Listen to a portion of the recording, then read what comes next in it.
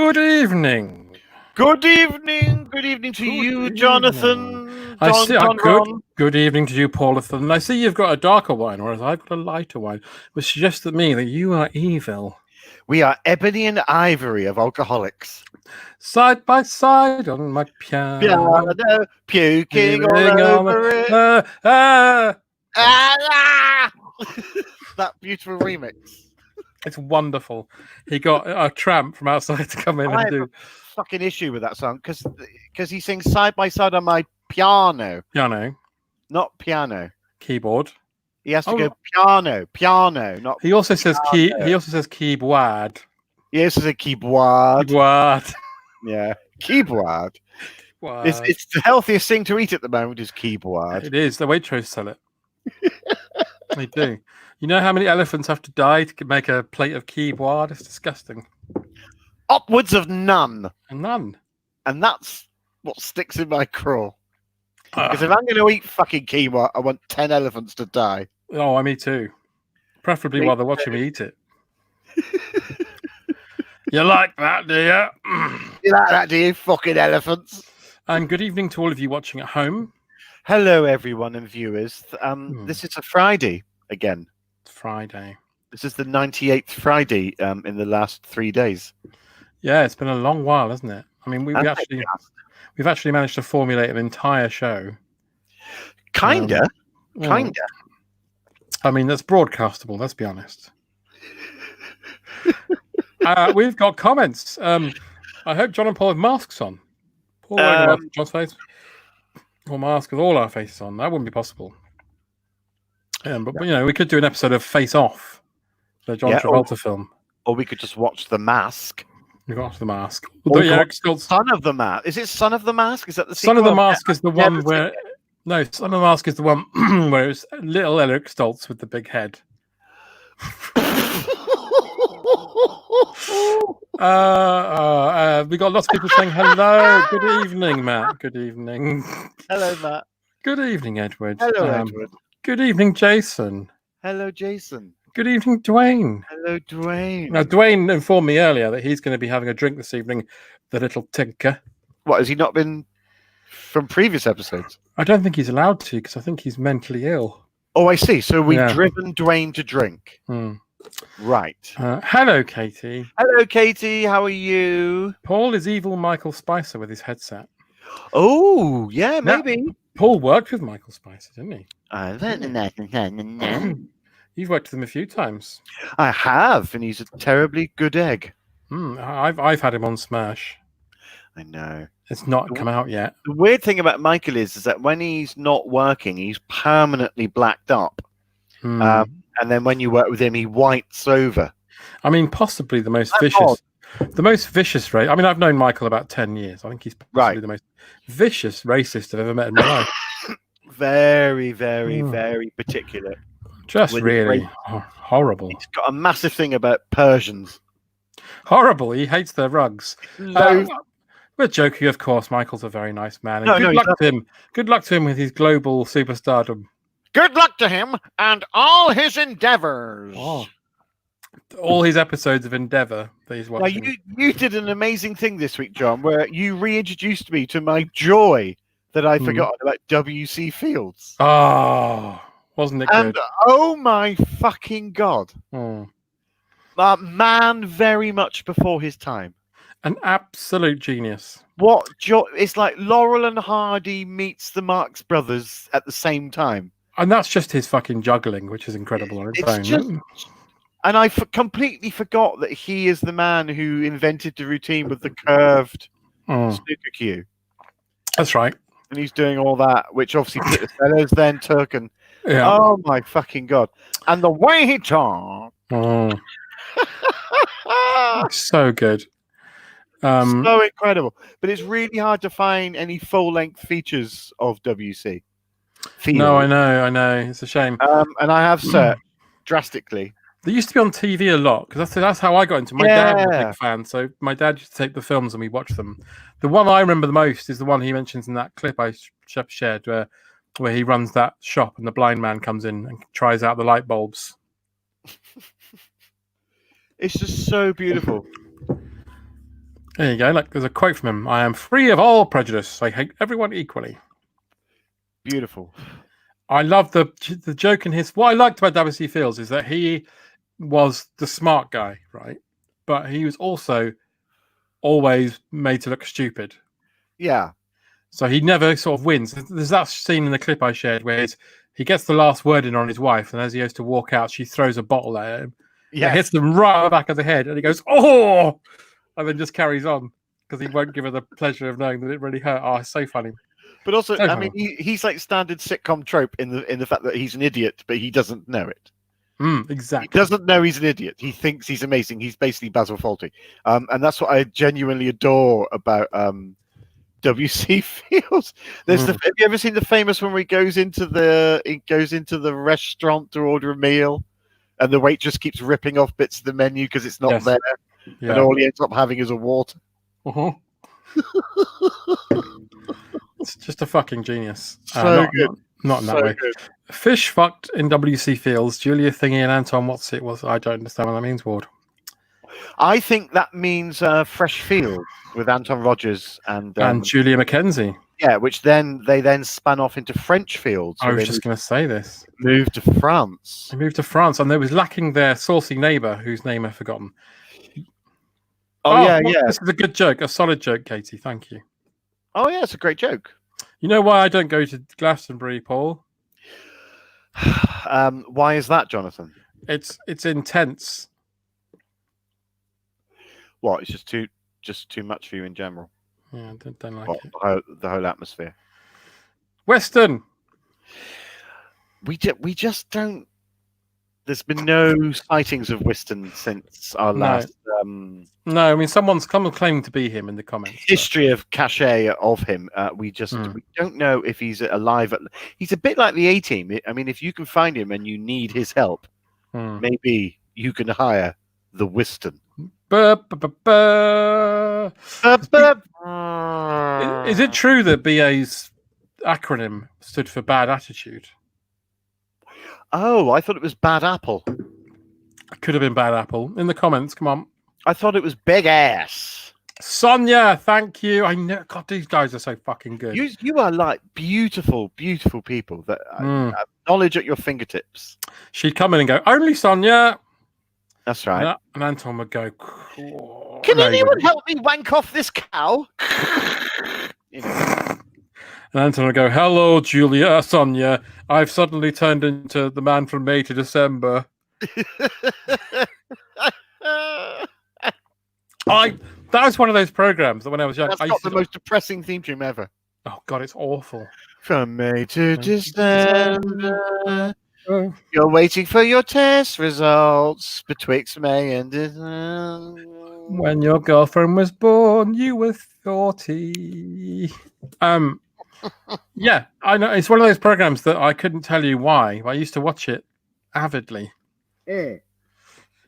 And it wasn't good, was it? Very much in the same vein. I used to watch an awful lot of Don't Wait Up.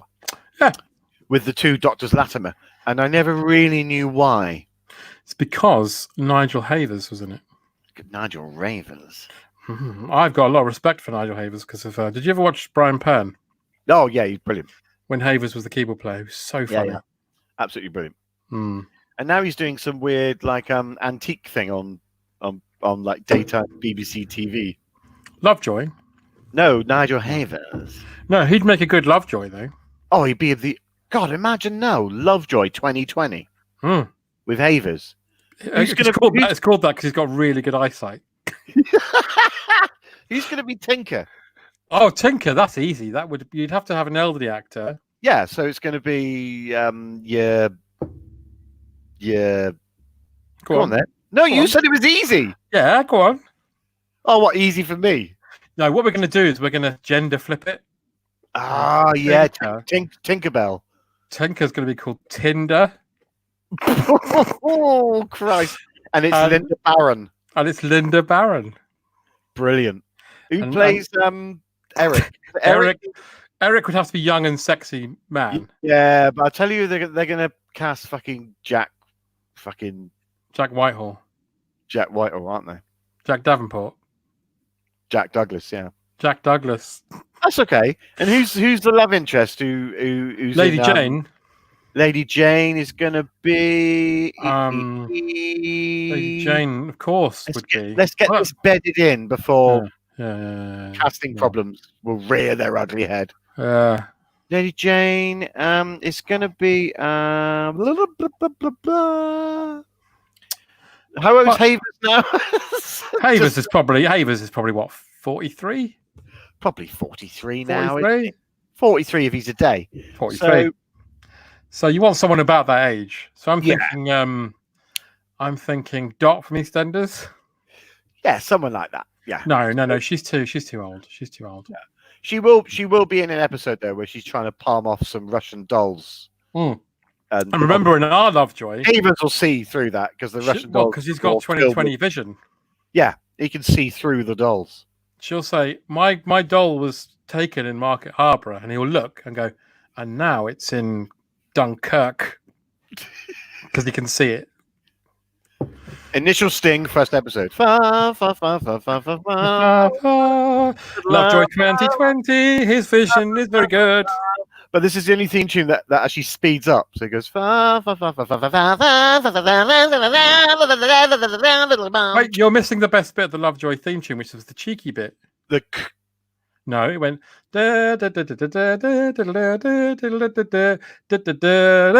Boo. Oh, you like that little cheeky whistle bit?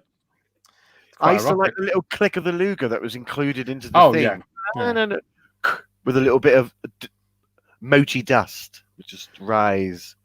Oh, it's a beautiful thing. Linda Lasardia's Lady Jane or Lucy Liu. I'd be happy with that. Can the Bieber fall, Lou? Palming off the Russian doll sounds suspiciously like a euphemism. It does. Oh, come along now, Sarah P. Absolute filth. And only 13 minutes after the watershed. I'm thinking, because in the old Lovejoy series, he had a car. They used to have those cars. Yeah, the make of which I don't know. I don't remember. It might have been a sexy one. I can't remember. What about if in Lovejoy 2020, he's got a hovercraft or a series of drones? What, that carry him? Yeah. Or actually, because he deals in antiques. He's got a massive drone that carries him around. Tinker obviously is on like a unicycle. Sorry, Paul. Tinder. Sorry, Tinder is on a unicycle. And Eric is he's very carbon neutral. He just walks. Yeah, well, he would. He walks everywhere. He used to have that single hooped earring, didn't he? A leather jacket. He did, yeah. The prick. No, I wonder if he was sexy. Was he sexy, do you reckon? I refuse to reckon. I presume he was sort of like the hunk. I think he was. McShane's the hunk, though, isn't he? Well, he's the old chiseled, granite-faced. Yeah, no, he's definitely the milk tray man that if you saw him in the light of day, you'd scream and run out of your bed. This is a good idea. I think Lovejoy 2020 should drive Brum. Oh, that's pretty cool. The small vintage car from children's TV. Yeah, I like that. I like that a lot. 2 for 1 at Oxo on our. Oh, there's an advert for Trago Mills has invaded our. Trago Mills? Well, that's a good offer, though. It's a good offer and a joke. There's a lot going on in that statement. Yeah, I think that's good. Well done, Trago Mills. I think that could be true. Lucy worked with Eric, and he still had the earring. Oh, Lucy, I hope that's painfully true. And if it is, I want more and more and more. Oh, my God, this is the best thing I've ever read. Okay. Prepare yourself for this. All right, I'm getting ready. Eric could be a robot or perhaps an app. I love that idea. That is stunning. I absolutely love Eric that. Is an app. He's an app. I'll have to run this through Eric before we go. Oh, I can't seem to get a signal to be Eric. You ever seem to have that problem before, Lovejoy? Oh, leave me alone, Tinder. I'm using my 2020 vision to get us out of this. Eric is an app. An app? That's amazing. That is genius. Well done. 10th ringer, you win this evening.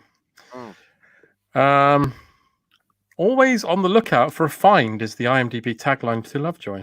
Oh, I see. Yeah. Hmm. Lovejoy drove a Toyota Prius or a Tesla.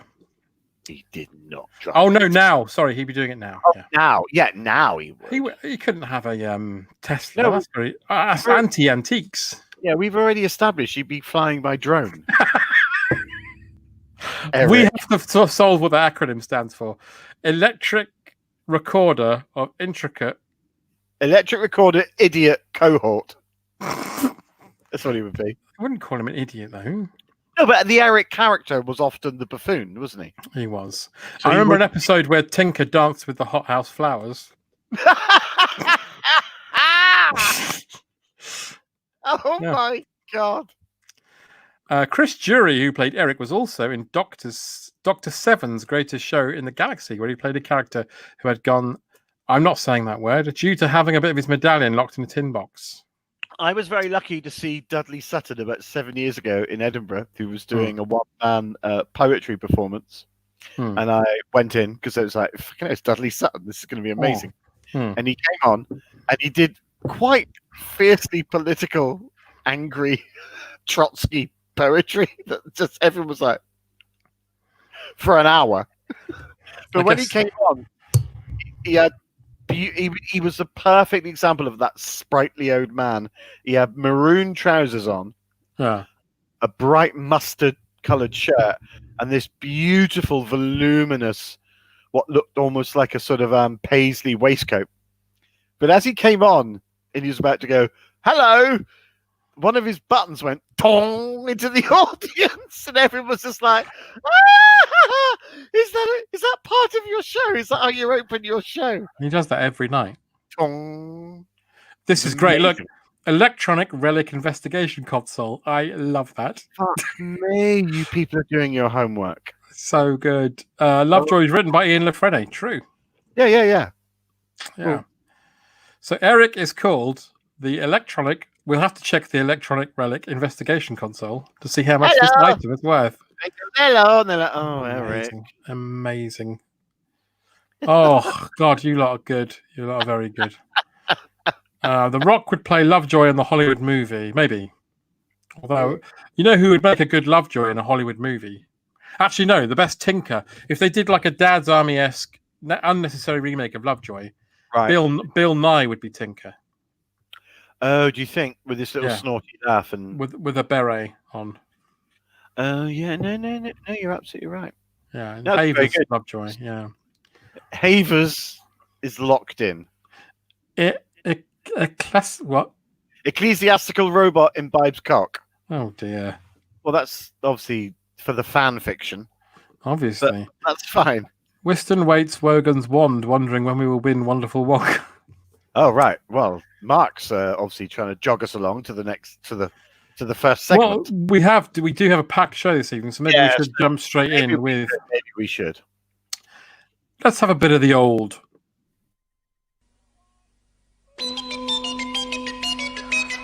And appearing tonight on Blankety Blank, Blankety Blank, David Hamilton, Blankety Blank, June Whitfield, Blankety Blank, Derek Nimmo, Blankety Blank, Wendy Richards, Blankety Blank, Kenny Everett, Sally James,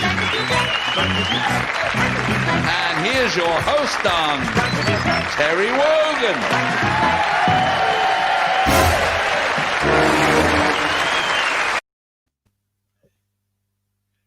Hello, John. Hi, Terry. It's old Tell, down from old Cloud 99, like the old Whippy.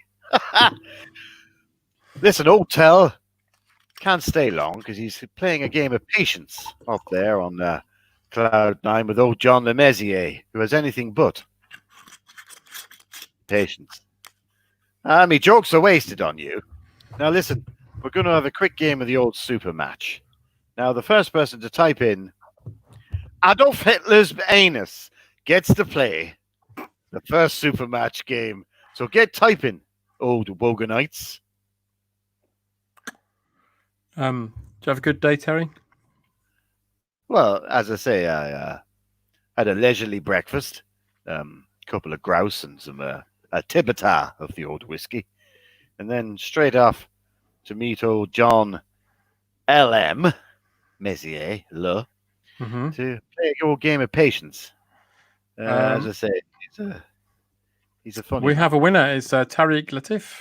Tariq Latif. I hope I'm saying that right. Sorry if I'm saying it wrong. Hotel doesn't care if you're not saying it right. Hotel's dead. He can say what he likes.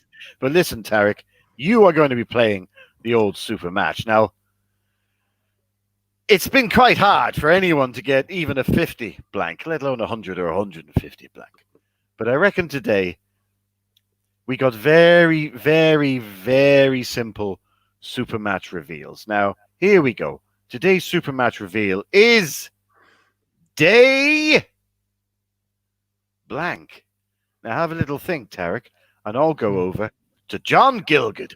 John Gilgood, as I live and breathe, the last time I saw you, you were fucking everyone.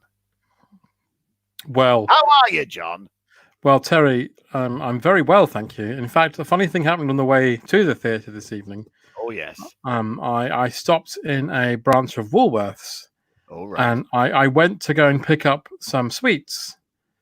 The old And pick and mix. that's right, but the plastic receptacle was missing, so I phoned the newspaper and said the Bit harsh there, oh, John. plastic receptacle's missing from Woolworths, and they said, "What a scoop!" Rightio. Well, that's great there, old John Gilgood. Thank What was you. it like? What was it like working on the film Arthur? Oh, it was awful. Right. Well, it's old Tel's going to have a tab, and while old Tariq's deciding what his answer would be, don't forget it's day blank. Hmm. John Gilgood, what say thee? Day blank. Nurse. Day nurse. Ah, yes, the good sister to the evil night nurse. Now, Tariq's given his answer is Day Asbo. Hmm. So you can go with John's nurse. Tariq, you could stick with Asbo, or you could go with old Tell. And Tell's going to say Daybreak. Lovely. You know? So, Tariq, if you want to change your answer, you can. If you don't want to change your answer, you just need to let us know via the medium of magic.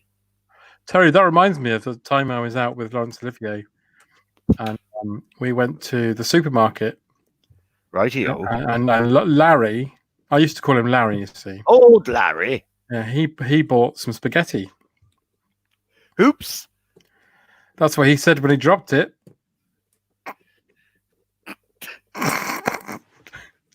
Right, so It's a shame, John, you never put any of this in memoir form. I know I ran out of You time. would I have. was about Tariq to write it when I is died. going. Hmm. Tariq is definitely going with the old Asbo. Well, listen, I wish you the best of luck, Tariq, because someone's got to win this. It's, of course, day blank. Let's have a look what the 50 blank answer was. Hang on, for 50 blanks. Ah, very obvious. It's day turtle. You know, when you see an old turtle during the morning hours. Hmm. But you don't kill yourself now, Tariq, because you could get it with the 100 blank. And here we go. For 100 blanks, it is, of course. Are you ready? Day gypsy. When you see a gypsy during the day, as opposed to the old night gypsies, you don't see them coming. Check No. your pockets. But for 150 blanks, and you never know, this could be Asbo. For 150 blanks, we have day lap dance. The old morning lap dance there when you can't afford the old late night entertainment. Hmm. So never mind, Tariq. You got quite close with Asbo, but not quite close enough. Not For close 50 enough. blanks, day turtle. For 100 blanks, day gypsy. And for 150 blanks, most popular answer, day lap dance. Something old Mrs. W would never give old Mr. W. Not even Valentine's Day or a birthday. Not even a knee trembler. Never mind. Old Tell's back up to cloud N, open brackets, INE, 9. And he'll see you a bit later for more of the same. Adieu! Goodbye.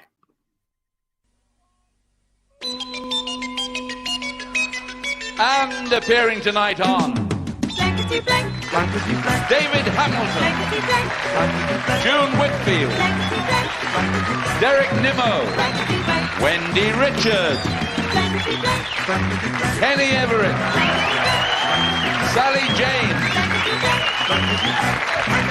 and here's your host on. Well, that was very exciting. Gosh, yeah. At some point, someone has to crack the super match. You'd think, wouldn't you? It's very hard. You know, Tell asks the most popular answers up there in heaven. He does. And I forgot to tell everyone what they're playing for. Well, what was it? Well, it was a week's trip here. Welcome to the journey of a lifetime. Shetland.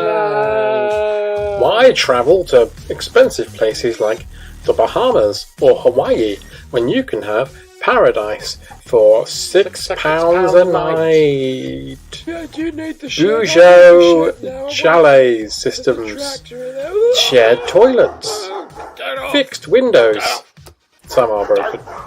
And don't let Junior spend the entire holiday playing on the arcade machine. Whatever you do, don't mention the AIDS. Okay, I won't. It's AIDS free now, okay? Fuck. Yeah. I think the Sun are doing them now. At the moment, they're 99 holiday That's right. to Shetland. Shetland. Well, it's popular. No one said this when it was here before. No, well, it's the most popular staycation ever. Oh, £6 a night. You can't argue with that. No, not at all. And an arcade machine. Yeah, it looked a bit like Dragon's Lair, but without any of the Dragons. facts. without the gubbins. Yeah. I spent an entire holiday in Cornwall playing Dragon's Den every single fucking day. Not Dragon's Den. That would be a terrible arcade. No, machine. not Dragon's Den. Dragon's Lair. And I could never get past the fucking lift to go down. The worst thing about Dragon's Lair is that in the future, not the future from now. Right. I mean, years later, I found out it was just a fucking laser disc. Really? Yeah, they just played tracks, so it wasn't even a proper game. It was a massive fucking swizz, really, wasn't it? All you had to do was either do a left or a right or a right or a left, but you had to do it exactly. But it looked so exciting. Yeah, it looked I kept amazing. going back to it. Yeah, so did I. I'd go on holiday right now, even Shetland. Me too. I'd bloody love to go to Shetland. I'm going on holiday next month. Am I allowed to? Yes, I am. Where are you going? I'm going to Greece, I've heard it's the word. which I'm allowed to go to. You are, because you're related to you sprung from Boris Johnson's testicles. I booked it in December when all was well in the world. Hmm. And I could still go, but Yeah. obviously I'm still a bit about the whole process of fucking moving from my flat and going on a fucking taxi and then getting on a plane. I suppose if you're wearing a mask, you're all right, aren't you? Yeah, I'm not sure if I want to wear a mask for 3.5 hours on a flight to Athens, No. but I have to. So Yeah. them's the deals. So I'm going to do it. Hmm. I mean, we're only flying into Athens, and then we're going to our own apartment in the middle of fucking up nowhere, right on the beach. So there'll be no one with us or around us. So I think I'll be all right. I think you'll be all right. And if you do perish, then I've got down as a stand-in. So yeah, so that's fine. Yeah, no. Listen. The one thing I want to make sure is that if I do die, that you are all right. Oh. No, thank you. I appreciate it. That's the place I'm staying. Oh, that's lovely. It's like a villa. Lovely. Look, that's the view from the villa. Oh, that's lovely. Oh, Oh, that's the terrace. oh, Oh, oh, blimey! You can go out there every morning and Shout, "Cans!" not bloody likely. I might actually every morning go out there with my coffee feet and recreate the end of It Ain't Half Hot Mum and go, shut up! You should. Katie wants to know if you'll still be able to do this from Greece. Oh, I think the answer is, well, there's two answers. There's a short and a long one. The short answer is no. And the long answer is no. It's all right, Katie. I'll have an interesting stand-in. When are you going? Next month? Yeah, not until the 20th. Okay. So there's plenty of time for things to fuck up so I can't go. So that's good. Foie indeed. We've got a packed evening this evening. We do. We do. So, you know what I was just thinking? What was that, Jonathan? Paul Litchfield, who died today in Greece. I was thinking that maybe it's time to give the public some tales of the unexpected. Ooh.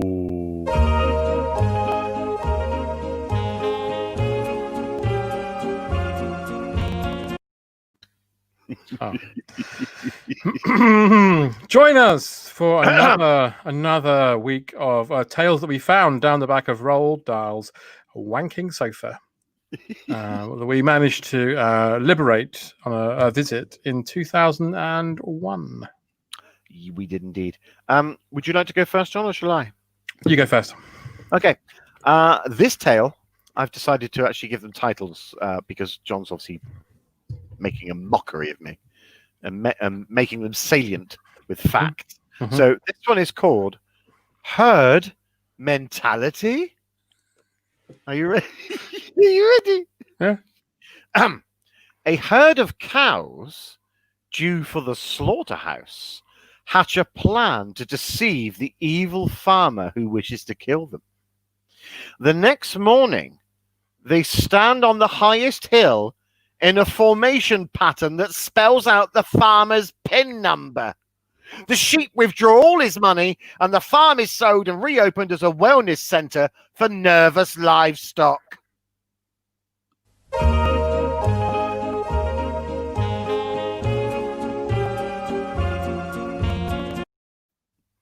That was bone tingling. I mean, Bone imagine tingling. bone tingling. Bone tingling. Imagine those cows spelling out a PIN number. Mm. Oh, God, that's terrifying. wow. Terrifying. Well, mine this week is called A Dish Served Cold. Right.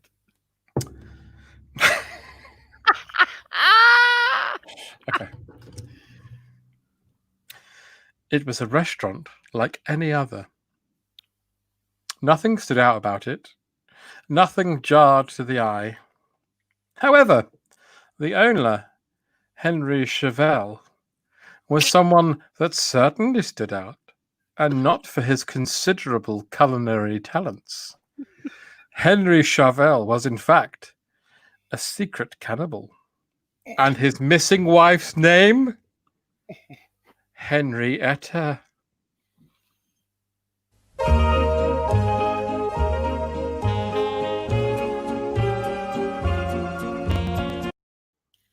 Wow. Unexpected. Yeah, absolutely. Jesus Christ, John. Hmm. Okay, well, this next proffing is called Silver Scream. Okay. Okay. Yeah. Film buff Leslie Flann, two N's, lives and breathes the movies. Every time he leaves the cinema, he has trouble adjusting to real life. If only I could live in the movies, he pleads to the sky. But be careful what you wish for, Leslie. As the next day, he wakes up to find that he must spend eternity as an Ewok nonce in Caravan of Courage.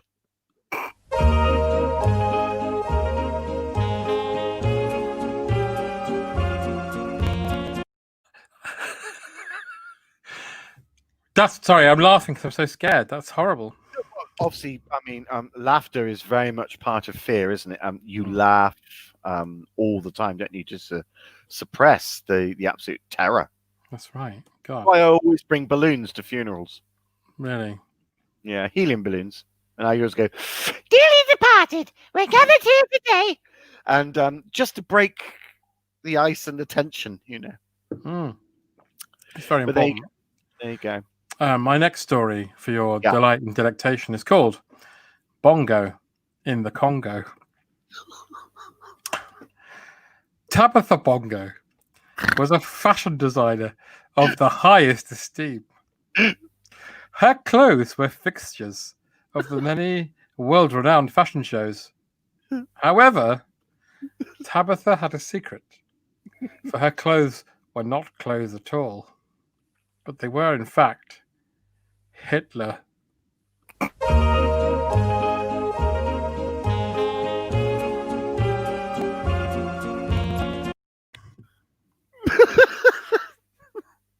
Who knew? Wow. Wow. I'm expecting if Hitler was the clothes, that his moustache was the label. Oh, God. Yeah, good idea. And if you peeled up his moustache, you've got that picture of the washing machine in a triangle. Yeah, and you pick it up and it goes, "Dry clean only." And you're like, "Oh, of course it fucking is Hitler." All right. My next tale is called Any Port in a Storm. Oh. Climate change denier Clive Sod, 2 Ds, thinks that global warming is a load of old tosh. Is his opinion shaped by the fact that his wife had an affair with a fog bank? Or that he got bummed by a homeless weatherman during the Great Storm of 1987?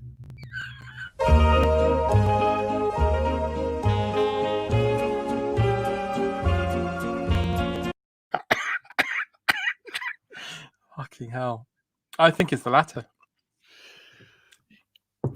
You've got to watch out for those homeless weathermen. I remember the 1980s, those government ads that he used to put out where they used to go, "Kids, if you're out and about, look left, look right, look up, look down. Can you see a homeless weatherman?" Yeah. And they'd be like, "Oh, yeah, fucking hell." Yeah, I can. You used to get this weatherman coming up to you going, "Psst, do you want to see some isobars?" Yeah, that's right. "Yeah, all right, mister. I'd love to see some isobars." And then there'd be a cold front over your warm back. Jesus Christ. I'm so sorry, but that's what used to happen. This story is called Pedal to the Meddlesome. I'm reminded of the tale of the tortoise and the hare. A common or garden tale about how less haste means more speed. Mumps Talcoon was a motorcar racer who, one fateful day, while travelling at 300 miles per hour, met his own tortoise, the ghost of Stalin.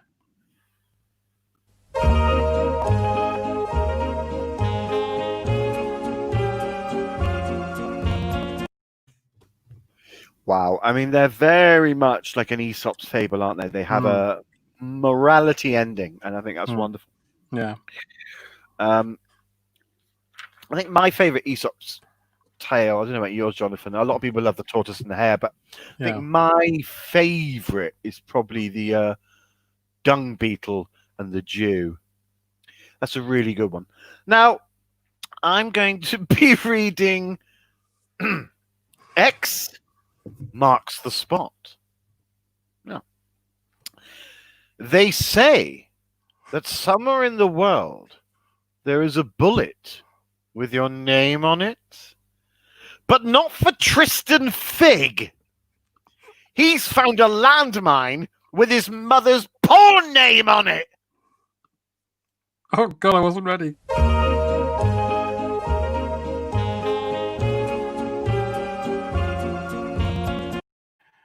I mean, that was unexpected.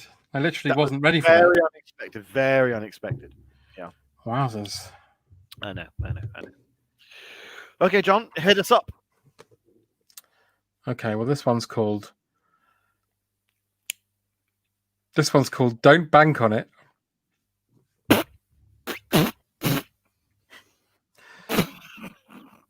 Right. Hang on. Okay. 2 bank robbers in a car. 2 bank robbers in a car. 2 bank robbers in a car. 2 bank robbers in a car. 2 bank robbers in a car. And they were dead.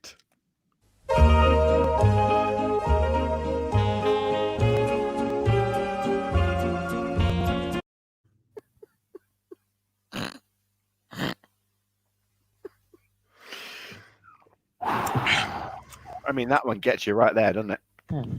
Gets you right there. Mm. Okay, this is the last one for me. Mhm. This is entitled Nursery Crimes.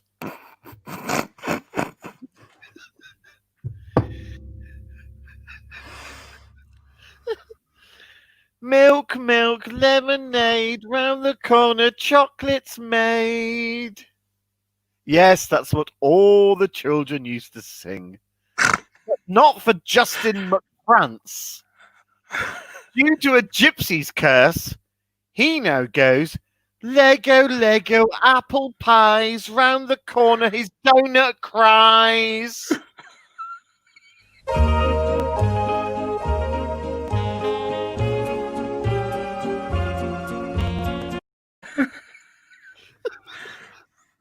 Okay.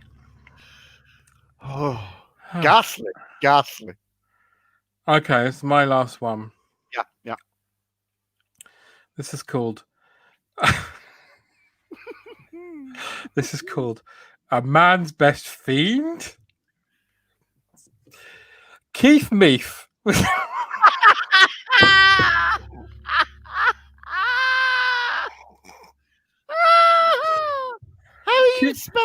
How are you spelling it? MEEF? Yeah, Keith Meath.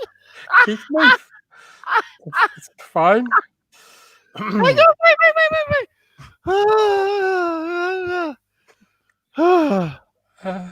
Okay.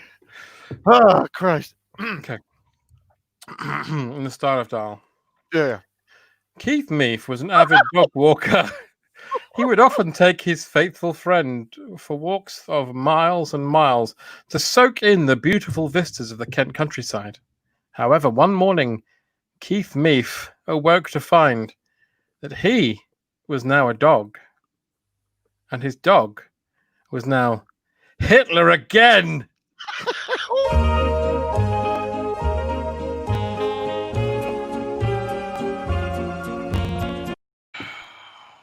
Wow.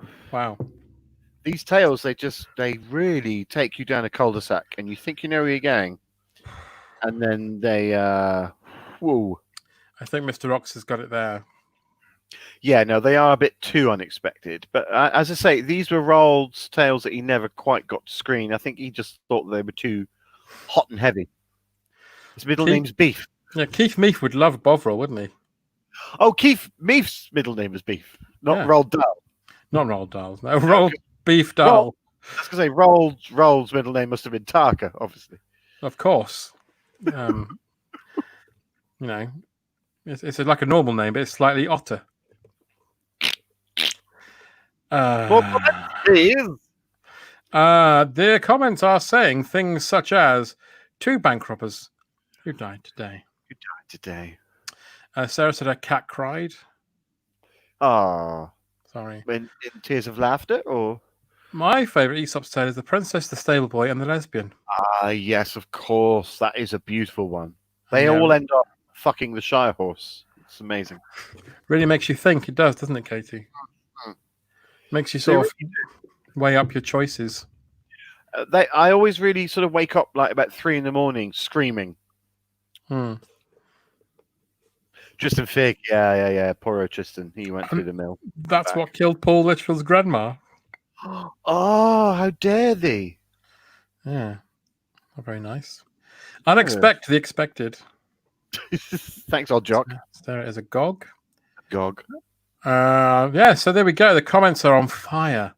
But where's the Bovril? I just mentioned Bovril, so we've got our Bovril quota. Got our Bovril ad. Yeah. John's tales are made of the right stuff. That's good. Very good. I may have to give up donuts. Oh yeah, of course, because of Paul's terrifying tale about My anal analogy. your anal analogy. Or an analogy. Anal- The He's got an analogy. That's the BT advert that was never broadcast. one with Bernard Breslau's wanking in the background. Oh, lovely. Seed.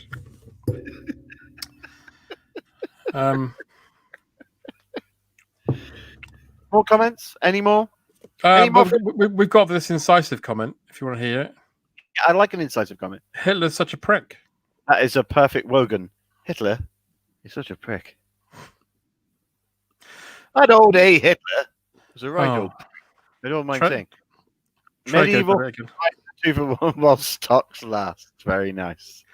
Trago Mills got a great deal happening. Get on down to Trago Mills. This got Falmouth and Newton Abbot. What's your favourite cheese, Paul? I'm rather fond of raclette. Do you know raclette? Isn't that a breath mint? No, it's a melting cheese. No, I'm not a cheese guy. Primarily used by the Swiss in fondue, but it comes in slices. It stinks to high heaven, and you can melt that on top of yummage, and it's absolutely amazing. So I love a raclette. Not so fond of the old cheese. Are you not? Oh, that's interesting. no. Are you a cheddar? Are you a cheddar kind of guy? I am. I'm very boring. Are you a mature or are you a mild cheddar kind of guy? I'm mature, despite what you just might think watching this. My 16-year-old daughter enjoyed those tales very much. Will they be edited for pre-watershed when she's not pissed? No. Why is she pissed? Why is she pissed? Your 16-year-old daughter pissed? Is the irresponsible? It's the pastry. Can I tell everybody something that's been bothering me lately? Yeah, go on.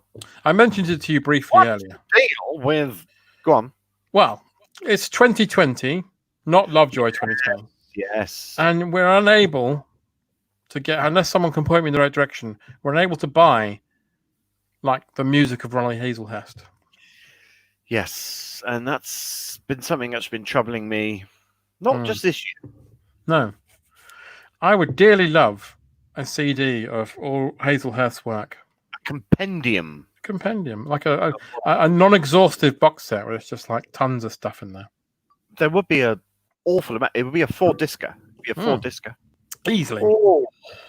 God, I'd love that. Imagine the joy. Because we were talking earlier about the Are You Being Served movie, and you mentioned how there's that alternate arrangement. They could do a double H. They call it double H. Hazelhurst and Hatch. Oh, God. And combine Hazelhurst and Hatch.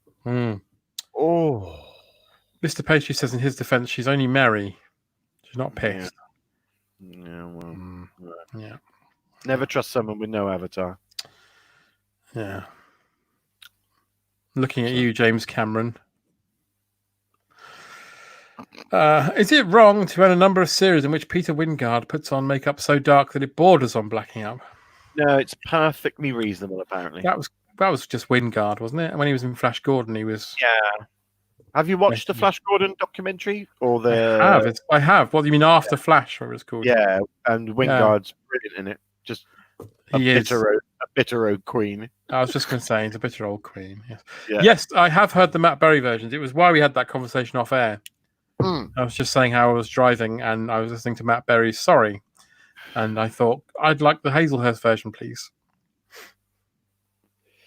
Yeah, I mean, the Berry stuff is brilliant, but I want all the originals in one handy go-to pamphlet and or bag for my ears. Studio Cuts and Abandoned Concepts have Aphelion Productions do the box set. It would be gorgeous. Someone get on that. You are a Aphelion. I don't get the reference. I don't know. Mary Berry is Matt Berry's mum. In fact, Diane, that is not a fact. Yeah, but it should be, and that's the most important thing. What about Mike Berry? He should be Matt Berry's dad. Mike Berry, who later was in Are You Being Served? He took over from Mr. Lucas. Oh yeah, that never worked. He was a pop singer. Never worked. You know what? I'm going to play another game. Oh, go on. IDGAF. Right? we're going to have a lovely, rousing game of. Please, can you tell me who the fuck is that? Yeah. It's good to talk.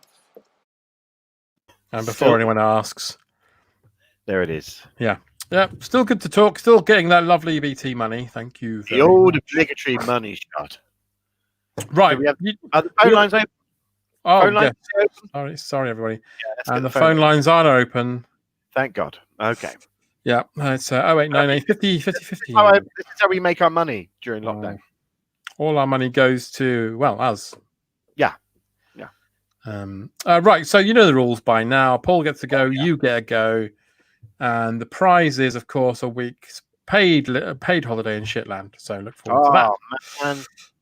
Right, so Paul, you are first. Please, can you tell me who the fuck is this? Yeah, I will. That is international fighting sensation. I'm now forgetting his name. He thinks he's a monk and he's all spiritual. What's he called? You mean Is Steven Seagal? Yeah. No, it's not. It's not Steven Seagal. No, Oh, it's a good guess though. Oh, I thought it was Steven Seagal. No. Then in that case, is it Alec Baldwin? Yes. All right. Yeah. And the best thing about it is, if you go to the Susan Scott Lookalike website, they've got her. They have got him listed as Alex Baldwin. Alex Baldwin. This one is for our friends, commenters, countrymen. Who the fuck's this? Oh, okay. I think I know. Oh, yeah. Please, can you tell me? Oh, look, Discogs, while we're waiting, has Ronnie Hazel and his orchestra 16 small screen greats. Oh, Ward Rutherford, I bless thee. I'm going to look that up immediately. I want it in my hand, though. Yeah, I want it in my head and my hand. Who got it first? It is... It's got to be Mad for It, isn't it? It is not. No, it is Gerard Butler. Oh, okay. Fuck, I did not see that coming. I am in charge of 300 soldiers. That was I thought it accurate. was Noel Gallagher. I thought it was Noel Edmonds. Yeah. Paul, please can you Yes. tell me who the fuck's this? Gladly. Is that Patterson? No. Oh, is that tennis playing Scotsman? No. Oh. No. Oh, no. I'm fucked then. Is it Peter Capaldi when he was 12? No. So it's not Patterson, it's not Peter Capaldi, it's not I mean he's a good looking lad. They've got it in the comments. Have they already? I mean I wish him well. Go on, tell me who it is. I don't know. It is James Dean. Okay, yeah. Well, Not it's really, is it? No. No. It's not. More fucking James Whale or Perlendine. Or Pearl and Whale. Comments. Who is this? Who is it? Who is it, you clever clogs? Who could that be? Who could it be? I think I've got a guess, but I'll wait. Mm-hmm. Let's see what the comments say.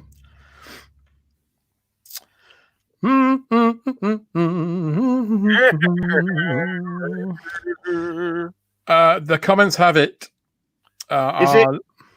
Is it Jamie Lee Curtis? It is Jamie Lee Curtis. Yeah, I thought so. Well done, everybody. And Paul. Paul, this one's just for Vu. Yes, sir. Please, can you tell me who the fuck is this? Who the fuck is Who the fuck is this? Is that Lorne Green? No. Oh, is it Mel Brooks? No. Oh.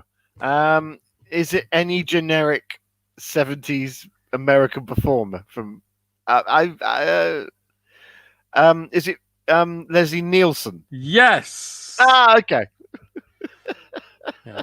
Nothing to see here. Right, this one, I guarantee. I tell you what, I will pay £5 randomly to someone if they get this. Right, because I had to check twice to see if this was supposed to be. So, ladies and gentlemen, in the comments, please can you tell us who the fuck is this? Joe Pesci. No.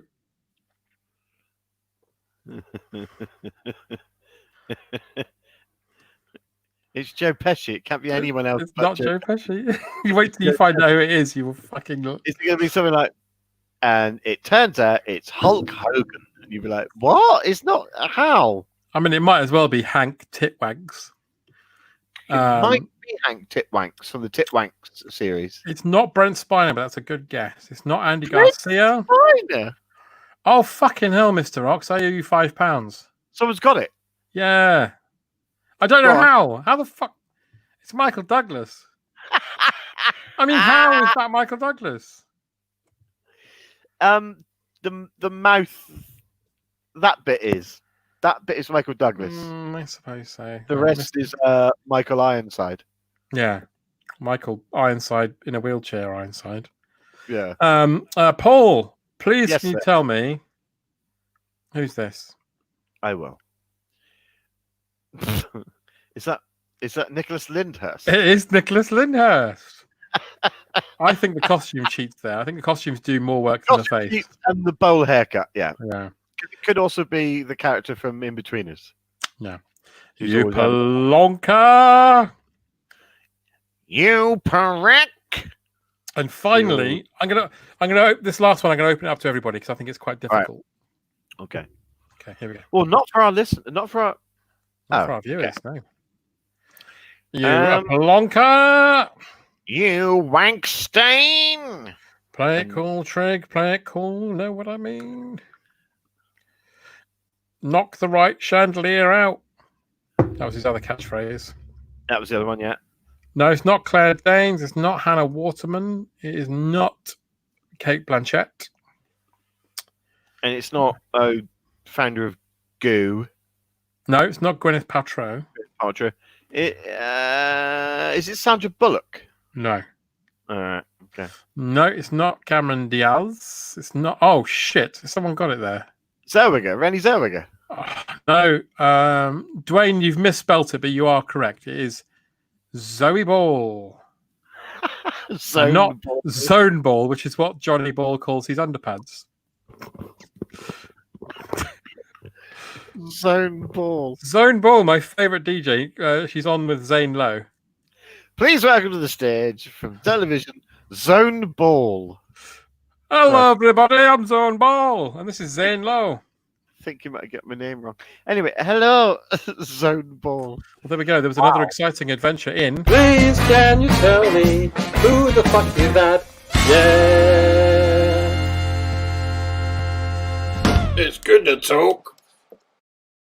It's really good to talk, isn't it? Gosh, nothing gets past our eagle-eyed listeners, does it?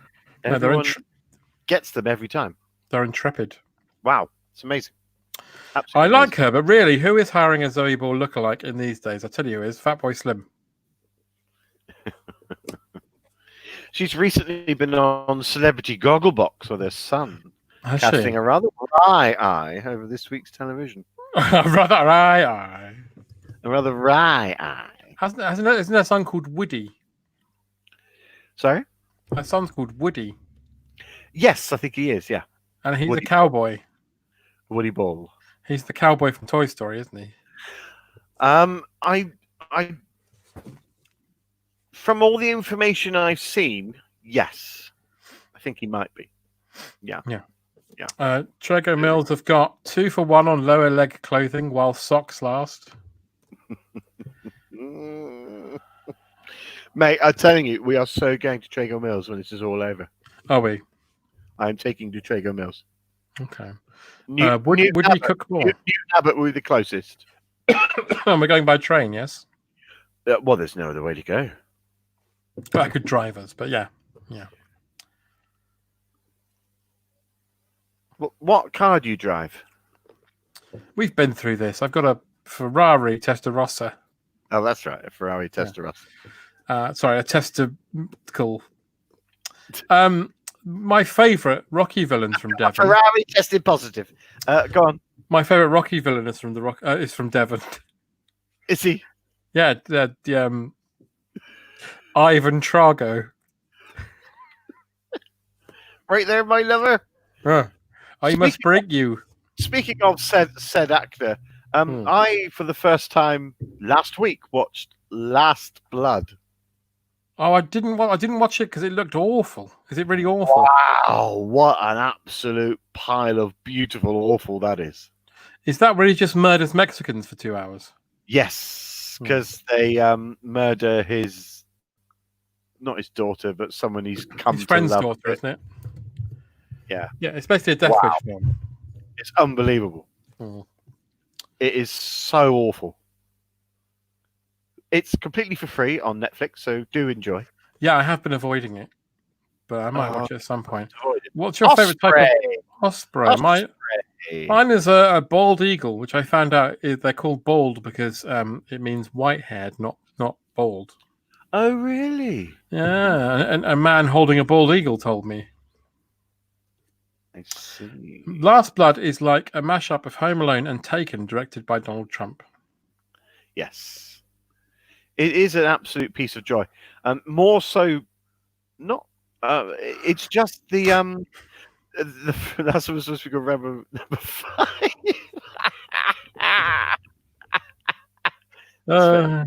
That's very good. Was there any? Was there any fucking in it? There's zero fucking. But what I love is the poster image, and he literally looks like Leatherface on it. He does. He looks so bad. He should stop. Look like he's drawn a caricature of his own face for £5 in Leicester Square.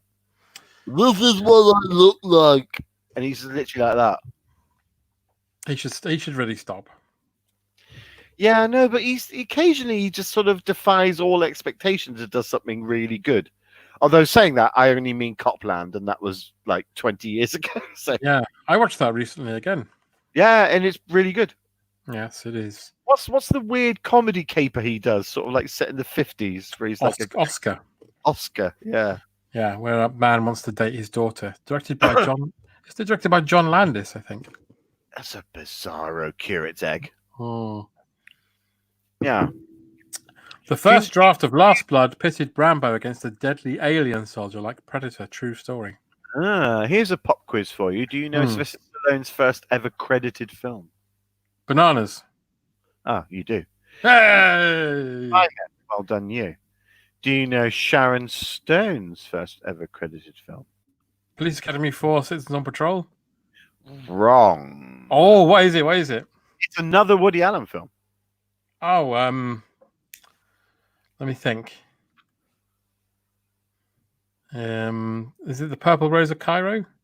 No, before that.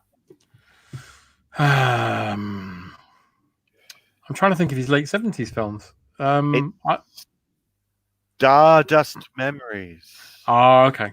Black and white one, just before he went into his serious phase and did September and Interiors and Another Woman, and everyone went, "Oh, this is not good anymore." Husbands and Wives. I don't mind Husbands and Wives. Hannah and Her Sisters. I like Hannah and Her Sisters a lot. I like it because Michael Caine's wearing the heaviest cardigan and glasses combination in the world. Yeah, that's amazing. Yeah. It's like a full metal jacket he's wearing of clothes. It's like Eric Sykes in woolen armor. It's amazing. Those glasses are like that. I like the beginning. I like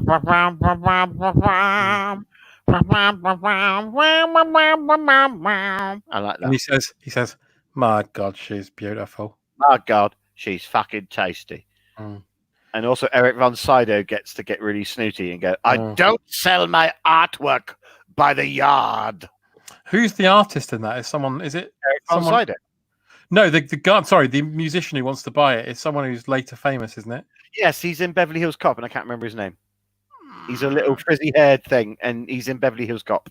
And I can't remember his name, but it's him. It's not Judge Reinhold, is it? I think it's someone so fucking similar, and he's been in 2 or 3 films. He's got a very particular look. Yeah, our eagle-eyed listener, viewer people might tell us. Tell us who the guy is. I kept thinking it's Tim Robbins. It's not Tim Robbins, is it? One of my favorite ever special effects ever in any movies is insanely attributed to a Woody Allen film, which is A Midsummer Night's Sex Comedy, which he tinkers around trying to invent a flying machine. And there's a scene where someone's in their bedroom and they look out the window and Woody Allen just flies past on a flying bicycle. And it's the most amazing special effect I've ever seen. I used to like when And I it's was. obviously it's not green screen or anything. They built it. It's obviously he's been, but it just looks seamlessly amazing. It doesn't just go past the window. It sort of goes out of shot with him pedaling with two sort of helicopter. It's just the most like. Why is that the best special effect I've ever witnessed in a Woody Allen film? I liked the for obvious reasons when I was probably about 13 or 14. I first saw everything you wanted to know about sex but was afraid to ask for the first time. Yes. And I loved the Burt Reynolds section in that, where it's the man going on a date, and they're all they're all like the odd bods, whatever they're called. Yeah. Inside the body. They're all the numbskulls. Numbskulls, sorry, not odd body. And body, yeah. Woody Allen's one of the sperms, and he's like, "What if he's masturbating and I just hit the ceiling?" And then you get that fucking amazing Gene Wilder one where he falls in love with a sheep. Sheep. God, the one I really love is the one where the mad scientist makes two giant tits. Yes, and it just appears on the hill and starts squirting that guy with milk. Also, one escapes. They can only find one, and then they go to an expert who just very earnestly goes, "Well, normally they come in pairs," and they build a giant bra to capture it. Was it Daniel Stern as the artist? It is Daniel Stern. It is Daniel Stern. Absolutely right. Thank you, George. Thank you. Yeah. Of course, we're not allowed to like Woody Allen films anymore, so no. Bronson Pinchot, or is called. Oh, yeah, absolutely. I had this thought the other day. I thought he used to be brilliant. What happened to him? And I looked it up. He quit acting about 15 years ago, and he now restores old houses and sells them on. And he's made a fucking fortune out of it because he's a bit of a internal, what's it called? You know, when you're like really good at doing interior design. Sorry. He's a bit of an interior design marvel. So you'll like get old bits of junk and turn them into a nice new house and stuff. I think the last thing I ever saw him in was True Romance. I think he's in True Romance. He has to go on a roller coaster with. Yeah, that's right. One of the last things I saw him in was the they did a remake of Laurel and Hardy. Really? And he was Stan Laurel. Oh my God! Oliver Hardy was the racist sheriff from Mississippi Burning. Yeah. Okay. Blame It on the Bellboys, an underrated farce. Pinchot is excellent in it. Is that it's the one where he's the foreign and he keeps going cousin? What's the one where he's like flatmate to someone? And my cousin. He keeps calling. Oh, that's cousin. Perfect Strangers. That was a TV. That was a sitcom. That's the one. Yeah. But Blame It on the Bellboys is a classic farce, but it's creepy because you've got Dudley Moore going to have sex. Yeah, I've seen that film. Yeah. And then Patsy Kensit has to shag Richard Griffiths. Of course. Yeah.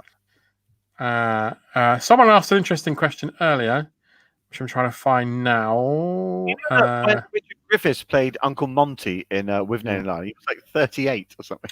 Yeah, here we go. With Nail and I, or The Long Good Friday. With Nail and I. Yeah, With Nail and I. Yeah. Yeah. I love The Long Good Friday. With Nail and I is a joyous thing. I remember years ago, me and some actor friends talking about With Nail and I, just how much we loved it. And then when it gets to the end, when obviously I has got work, and With Nail sat there with his drink, lamenting their work, we all went reciting, you know. Fuck, that's just us now. That's terrible. I have of late. It's no longer funny. It's no longer funny. It's just. Is it mildly tainted by the fact that Richard E. Grant spent isolation doing quotes from it, which was lovely, by the way. But he'd do that thing where he'd go, laugh his tits. He'd go, "We demand to have some booze." Yeah, he'd laugh his tits off. Yeah, just yeah. Pinchot was in the recent Netflix Chilling Adventures of Sabrina. Didn't watch it, but he'll always be Serge. I mean, that's the thing. He's in Beverly Hills Cop with Eddie Murphy, who is incredible in that film. But when he meets Bronson Pinchot in that gallery, the art dealer with the get out of here. Yeah, for about 5 seconds, Pinchot steals the film from him, and it's quite amazing. He says, "Get the fuck out of here!" And he's like, "I cannot." So he would have made the perfect butler comedy foil in the remake that Robin Williams did of La Cage aux Folles. Oh, the Birdcage. Yeah, he would have been the funny butler, whereas it was in that film it was Hank Azaria. Yes. Where actually he would have been brilliantly cast as the gay underfootman butler character. He would, you're right. Do a top-up job. That's the one where Gene Hackman is the dad of the daughter Yes, Gene Hackman. Is it Diane Wiest? Is the wife? I think it is. And at the end, they all drag up, and Gene Hackman looks quite sexy as a lady. I'm going to find a picture of him. I'm going to find a picture and I'm going to prove it. Oh, so it's the times where you question your sexuality when a man dresses as a woman. I can give you a really good example when in Twin Peaks when Agent Mulder, what's he called, dresses up as Agent Denise. Oh, yeah. And that made me question many things as a young boy. Also, when Charles Gray in Diamonds Are Forever dresses up as a lady. Here we go. Ready? Yeah. Give me a second. And ready? Mm-hmm. This will make you question everything. Oh! You have to I put it in the wrong place. You have to remove us. Or put it over us. I'll put Gene Hackman as a lady over us. Here we go. Oh, Christ. Not off. That's like Sandra Rhodes. Yeah. He doesn't look great, does he? No. But Looks that's better than he should, though. That's what you chose as something that made you go, oh, as a young boy. No, I did not. Were you into Danny LaRue by any chance? No. Although, did you see that wonderful Liberace video someone shared the other day? Yes. Yeah, that was My hilarious. God, I watched it about 30 times. Like, every tiny thing they bring him, he plays that ding tune on it. Even a little cake, and then he's in the swimming pool. I really want him to play one of the dogs. I wanted a dog to come up with keyboards on it. My mum, God rest her soul, many years ago, used to work in Debenhams. Debenhams is obviously stores within a store. Yeah. And she used to work in the cut glass crystal section. So it was very little customers, but when they did have a customer, they bought big. So they'd make a big whack, but maybe 3 or 4 times a day. But they'd often make just as much money as the other retail outlets selling stuff for $2.99. And one day, Danny LaRue was doing panto down in Plymouth, where I'm from, and he was in her store. He was in her section. The funniest thing ever was my mum used to work next door to the other section, which was called Knobs and Knockers, which to me as a kid was the funniest thing in the world. It was all doorknobs and door knockers and stuff. Anyway, so she worked in this crystal glass, whatever. And this person had picked up something and said, do I have to pay for this here, or can I pay for it anywhere? And my mum went, no, it's fine. You can buy it here if you want, but you can go to the 3rd floor, the 5th floor, the ground floor. It doesn't matter. You can pay for it anywhere. And the mum said, well, where's the till? Where's the till that I can pay for this? When my mum's having this conversation with the customer, she's got Danny LaRue perusing all the crystal and stuff, going, oh, wonderful, lovely. Oh, lovely. Wouldn't mind having that up me out, that sort of thing. And so this person's going, so if where can I buy this? And my mum's going, you can buy it here, or you can buy it in the till in the center of the store of this floor. And the woman's going, well, where's the center of the? And my mum's going, well, look, you can buy it here, or you can buy it on any floor. You can buy it, but if you want to buy it on this particular floor, you can buy it here, or you can buy it on the center till.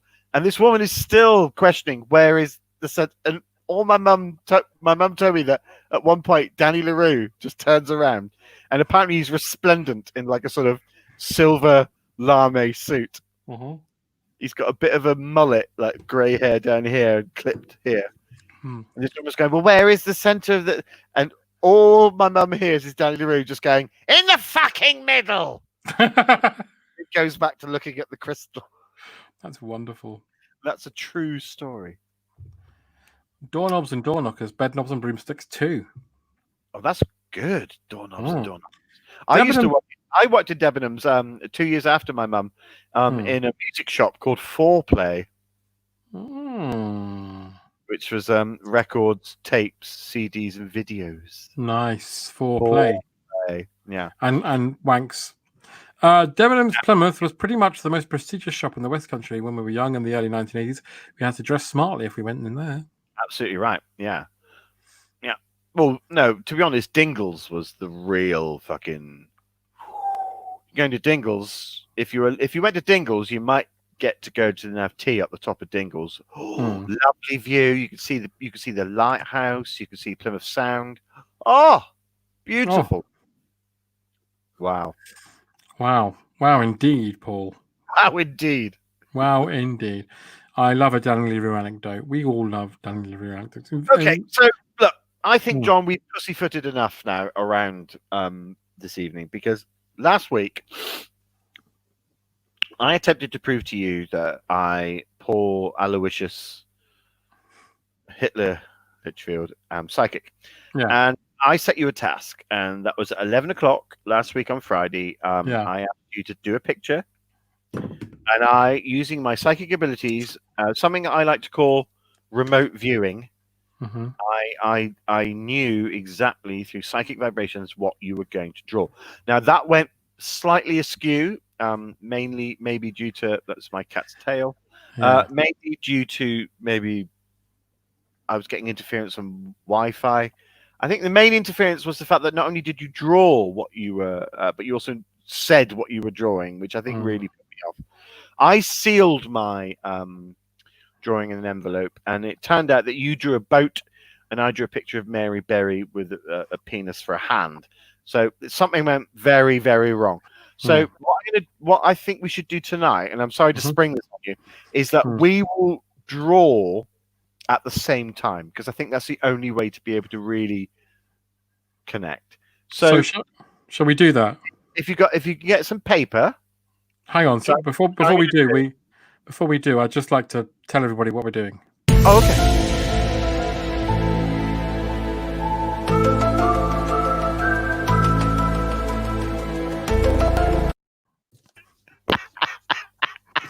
Okay. Can't believe you took that picture of me during London Fashion Week. Fuck. Okay, so piece of paper and a pen. That's all we need. Now, John, I am going to link up with you now via the mind. Now, this is a very serious thing, and I don't want a repeat of last week, because, quite frankly, it made me look like a fool, but more importantly, it made you look like a cunt. So we need to really hone in. Now, what I'm going to do is I'm going to ask you to start, not yet, I'm going to ask you to start drawing a picture. Now, when you do, just start off with a very distinct outline. Just stick with the outline to begin with, and I'll guide you through the process. I am about to draw, and we will see what we can come up with. Okay. So, John, before you start, think of a very specific image. Are you thinking of it? Yeah. Start drawing now, and I'll do the same. Just at the moment, concentrate on the bare bones, the bare outline, the sort of big shape of it. Do that. Do that for me. I've done it. Done already? Okay, well, just reinforce that shape just a little bit more, because I didn't quite... Okay, yeah, no, I've got it now. Oh, I see. All right, yeah. Okay, now, right. That's good. So now I want you to just start adding bits of detail. Little bits of detail. Yeah? Okay, do that, and I'm going to do the same.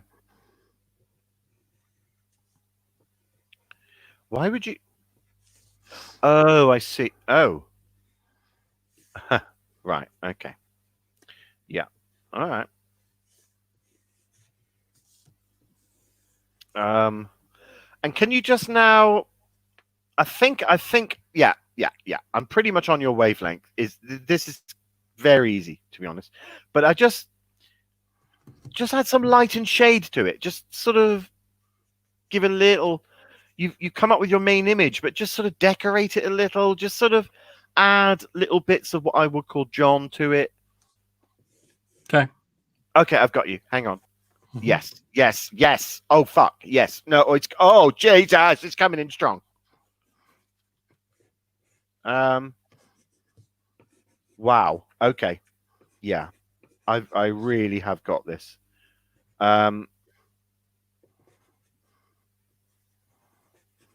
Wow. Okay. Yeah. I pretty much got the measure of you. Okay, just a little bit of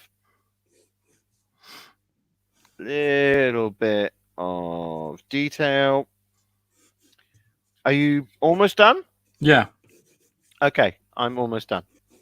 So, John, without any prior discussion, we decided that this time, instead of me remote viewing and sealing my answer in an envelope, we draw it at the same. I'm just doing a little tiny final flourish, just to, yeah, okay. We decided that we would draw at the same time. So this pretty much will prove to anyone out there, all the non-believers, all the naysayers who just go, it's a load of old BS, that psychic abilities are very much real.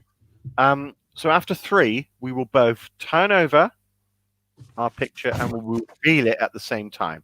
So you've gone much larger than I did. I just went with that. But that's fine. It doesn't matter the size. It doesn't matter if it's A3, A5, or A6, John. Are you ready? After 3. 1. This is going to be amazing. 2, 3, go. Okay. Okay, so there's obviously a slight difference again in so you drew a house and I drew a Dalek with a pair of tits with a swastika on it. You've got a swastika though. That's amazing. I mean,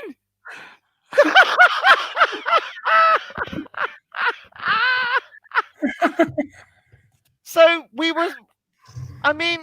were pretty close, weren't we? I mean, obviously your swastika is obviously wrong and is actually the Indian symbol for something else entirely, whereas mine is perfect Nazi regalia. Gosh, it's such a, because obviously I was picking up on something. Obviously, you went for a house, and I went for a Dalek with a big pair of tits and a Nazi. Well, okay, listen. That is better than last time. That is. We got one thing right. We got one thing right. We both. I picked up from you Nazi regalia immediately. So in that respect, that's not bad, is it? That's not bad. So we have to do it again next week because last week completely out. This week at least I got the Nazi element to my Dalek with a pair of tits. So pretty. I was about 20% there. So I mean, if you need any more proof, then shut up.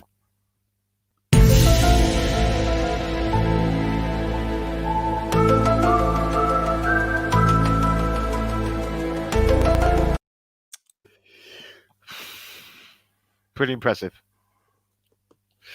Dalek with tits is making me question everything. Yeah, well, again, this is something I didn't want to draw. This is something I drew out from John. Yeah. I mean, in many ways, a Dalek is in fact a house for the Dalek itself, which is that's very true. So I think I was pretty. That was pretty good. Pretty good. A few inconsistencies. I mean, I'm calling that a success. Yeah, I'm calling that half of a success. A third of a success. Next week, I think we'll nail it because obviously we're getting closer and closer psychically. So that's going to be amazing. Yeah. So what do I? Matt says yours was more of a swastika. Well, no, mine was the actual swastika. It's done on an angle.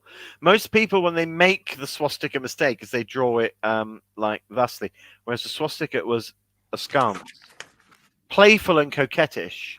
Yeah, was the swastika, and many people make the mistake of doing the reverse swastika, which is of course an Indian symbol for something like do you want a nice cup of tea and a back rub, and nothing to do with Nazi Germany. No. As Oh. Michael Parkinson would say, Nazi Germany. Good evening. This week on Parkinson's, we're talking to Nazi Germany. Feet. So, how are you, Nazi Germany? I'm very well. Well, I don't like you. I don't like what you do, but you're going to sing a song, so feet go. And that's how Parkinson would go if he was interviewing Nazi Germany. He certainly would. Yeah. A coquettish swastika. Yeah, well, that's... Wow. Daleks are Nazis. Yeah, Diane, they are. They are. Well, they sort of are, yeah. Michael Parkinson interviewing Adolf Hitler. I mean, I'd watch. Yeah. It'd be like Frost Nixon, but Frost Hitler. What was that YouTube thing like tonight, love? Pretty good. One of them explained how to draw swastikas after drawing a Dalek with tits. That's why you all watch. You're all secretly hoping we're going to draw. One of us is going to draw a Dalek with tits, and it finally happened. Well, I'm afraid we can't return all your pictures sent to the gallery, including this wonderful picture that Tanya 3 from Littlehampton sent of a Dalek with a pair of tits with a swastika. We can't send that one back. I'm awfully sorry. Here's Morph. What was one of the noise Chaz used to make? See, that sounds like Hitler when he's at Nuremberg, doesn't it? Yeah, not. I'm presuming that was Eva Braun when they're having an argument. So she's all, and he's all, and then they commit suicide. Oh. Very, very, very sad. But, you know, Aardman earned their money there, didn't they? They really earned their money. Paul, have you ever done panto? And if you would like, and if you have, would you like to again? No, I never have. And would I? Yes, I need the work. I've not worked in a long time. So yes, please. Paul, I'd love to see your twanky. Would you? Mm-hmm. I'll do anything for a shekel. Have you ever seen the Spitting Image sketch with Ronnie Hazelhurst? Yes, I have. It's brilliant. It's very mean though, because it basically says that every one of his songs sounds the same. Because it's name that fruit, name that fruit, do name that fruit, and then his next show is something else, and it's exactly the same tune. It's very mean. The only song I really clearly remember from Spitting Image is a parody they did of Madonna, and it's called Repetition. Mm-hmm. Repetition makes me feel so fine. Repetition is such a catchy line. But I just remember the beginning because it's a puppet. But you know, they would very occasionally do a full body version, so it's horrible. Real legs, and it always sort of jars. And they all have those big fat hands because they're wearing puppet clothes. So you got the big fat hands, and the body and the head is all latex, but the legs are real. So you started off with this long shot of her in a bikini, but it's got a woman's legs. And the song goes, think I'm wearing underwear on the outside of my clothes. Think I've got a bogey hanging underneath my nose. And the camera goes right up to the latex nose. I don't understand what that means. And then my underwear is showing something else is going. And then it's repetition makes me feel so. For they're taking a piss out of pop songs sounding the same. Yeah, but it's the fact that it's half human, half latex that scared the shit out of me. Weirdly, I remember getting the Spitting Image book, like picture, a fun book. Yeah, I've got the book. Yeah, and there's that centre spread of Prince Andrew with sausages. Yes, it's just something so disturbing about it. Yeah, I mean, more so now than then. Yeah, you obviously got those sausages in Woking. You could superimpose that image into the window of a Pizza Express, couldn't you? You could. Specials. eBay have got Ronnie Hazelhurst prizes. What do you mean? I was going to say, what does that mean? Do you mean his albums or his prizes? I don't know what that means. Does that mean his testicles? Does that mean he used to go hunting? Hunt elk? I don't know. Paul pulled off his buttons famously at the Brighton Grand in '89. I did, sir. If only. Oh, it did a horrifying Genesis video. Yeah, they did. Oh, I remember that. Yeah. Land of Confusion. Yeah. And funnily enough, at the time when that video came out, and too many people. Oh no, I went to the Natural History Museum when that song came out, and they had the dinosaur from that video that was made in the Natural History Museum in a cage, and it would just move around. Oh gosh, that would shit you up. Very exciting.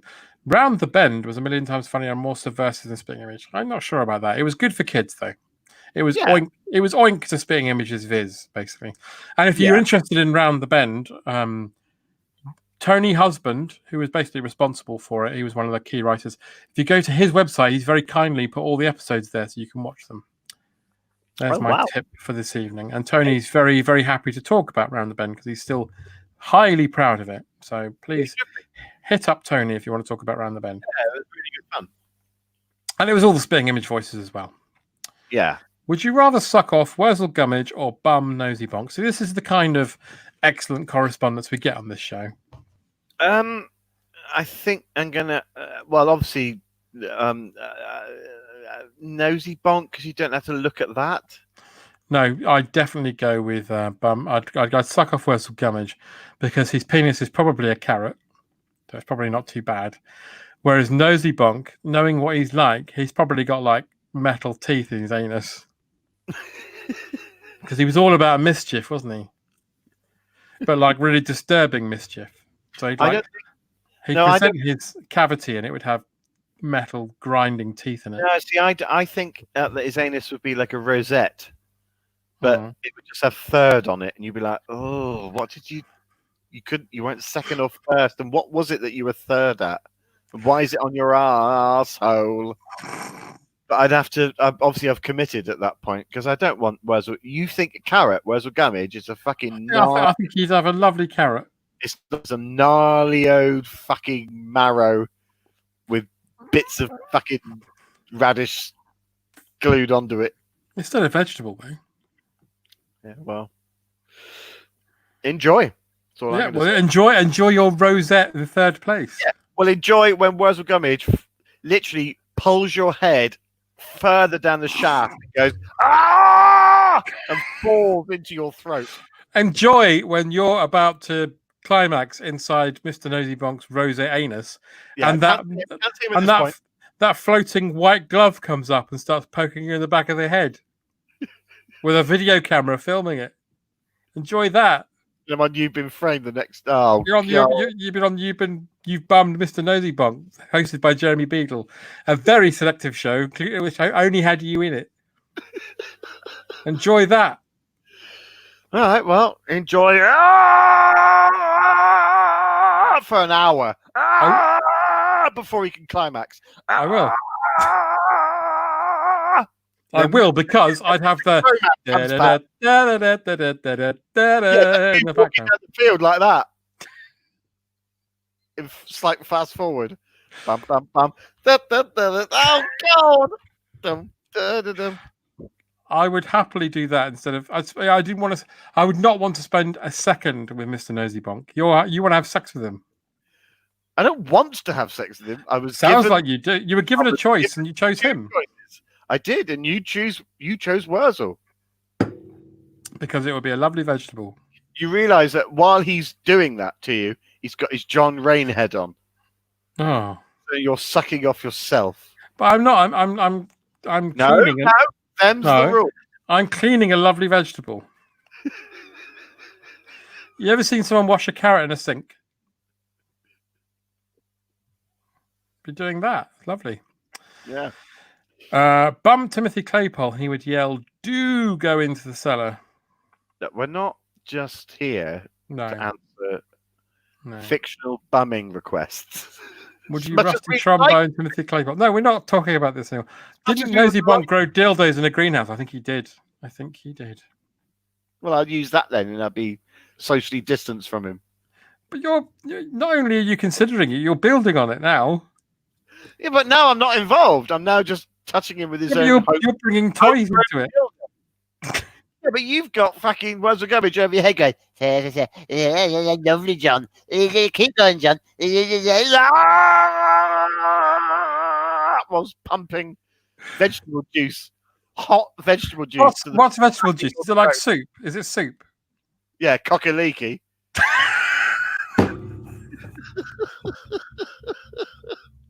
And that's the best I'm going to do all night. Oh my God. Oh God. Oh Jesus Christ. This is what our viewers tune in for. Yeah. is very tight, accurate chat. 62 About- of you are watching this. 62 of you. Christ. Bloody hell, cock-a-leaky. You know what? We're at 25-2. Maybe we should have a second round of We tell. should. Yeah.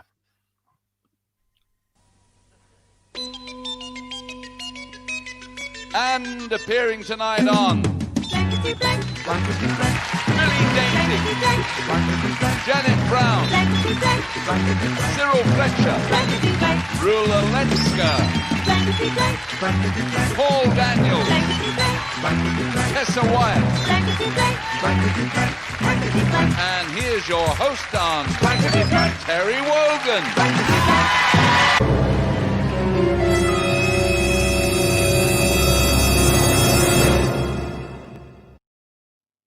Bonjour, bonjour. 'Tis old Tell, back again with a brief reprise from old Cloud9 down on planet Earth for another game of the old super match, Blankety Blank.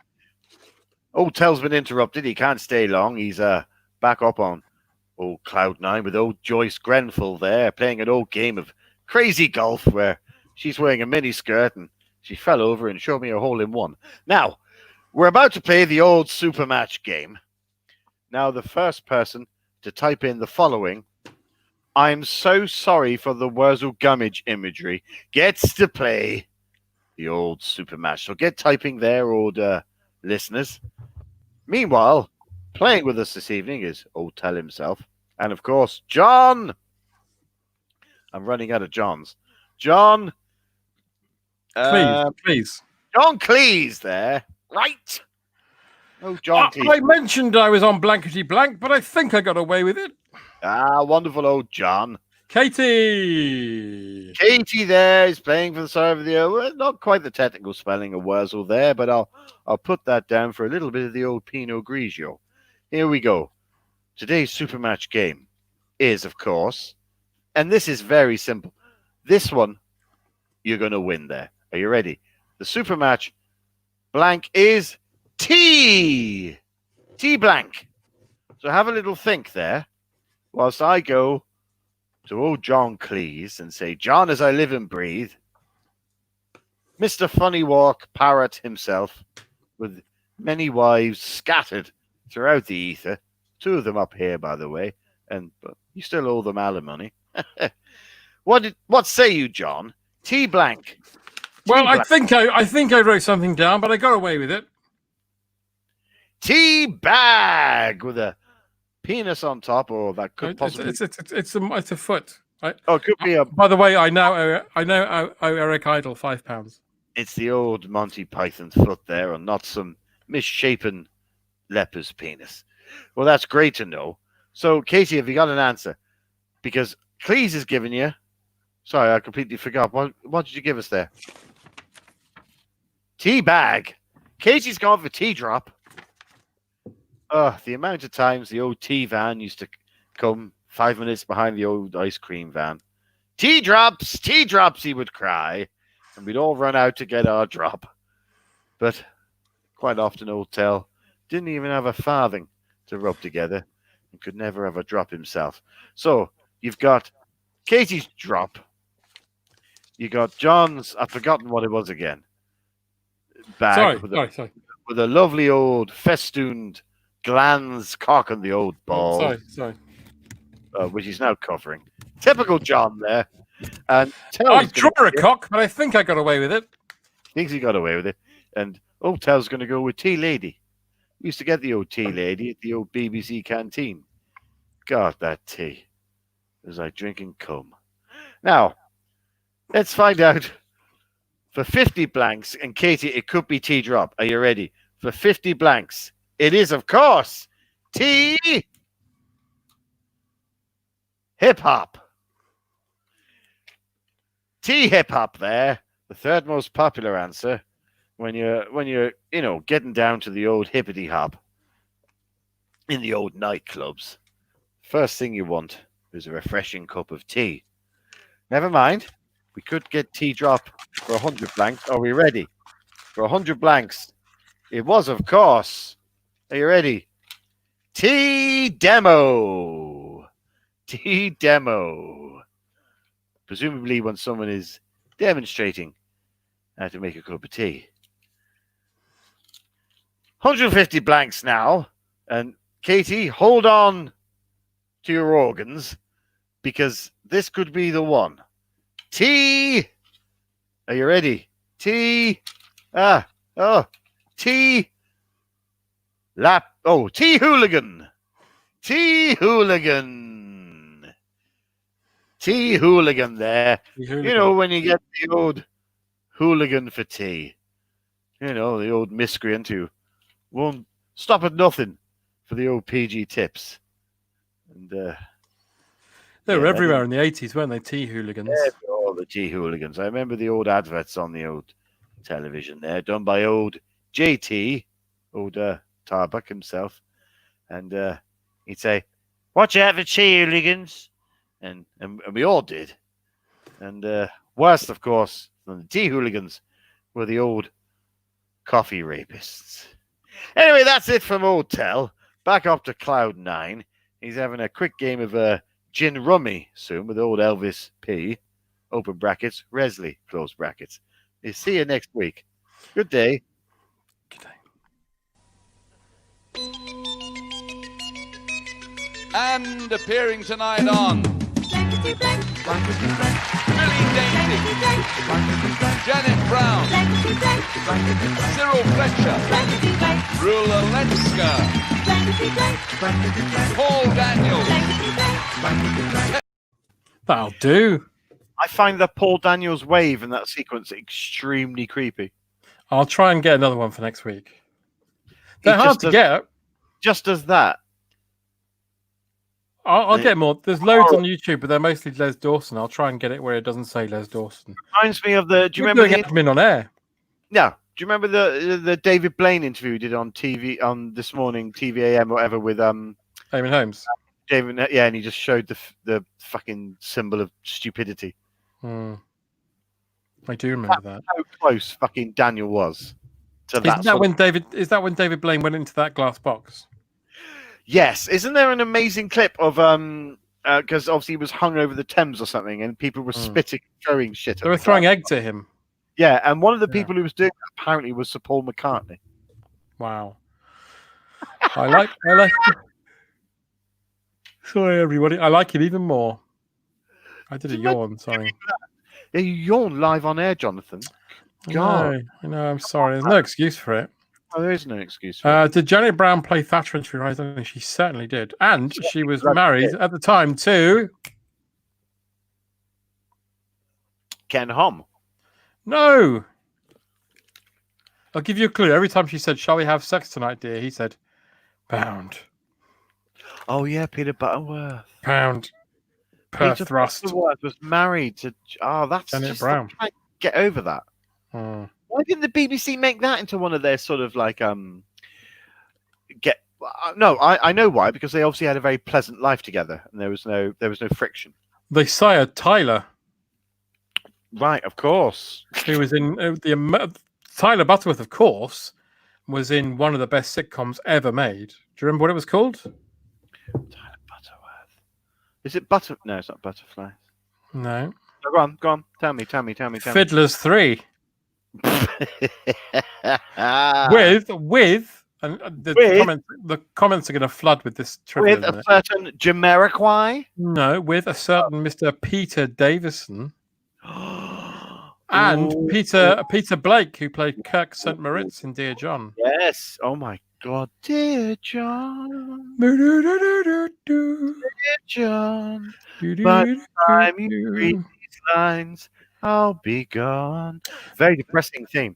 I put it to you that Dear John had the best. That was when John Sullivan was at his best, because that Kirk character is a great idea. Yes. And then he doesn't turn up for his meeting, and he goes round and he's living with his mum, and he's a cardigan wearing guy with glasses. And then he decides to turn up at the meeting and expose himself, but Belinda Lang's being bullied by bikers. So he goes into the toilets and then changes back into Kirk St. Moritz and beats them all up. Ah. Wonderful. Dear John was fucking brilliant. It really was. It was. I'd love to watch it again. I haven't seen it probably since it was on. No, I've not seen it since it was on either. There's little clips on YouTube. It should be on fucking BritBox. Nothing fucking is. I mean, obviously, you can't complain. It's got all of Doctor Who, which is very handy for the podcast Paul and I do. Yeah. But I want stuff like Dear John and... But to be honest, that's the only thing I've ever watched on BritBox. I've not watched a single shred of anything else on BritBox apart from Doctor Who.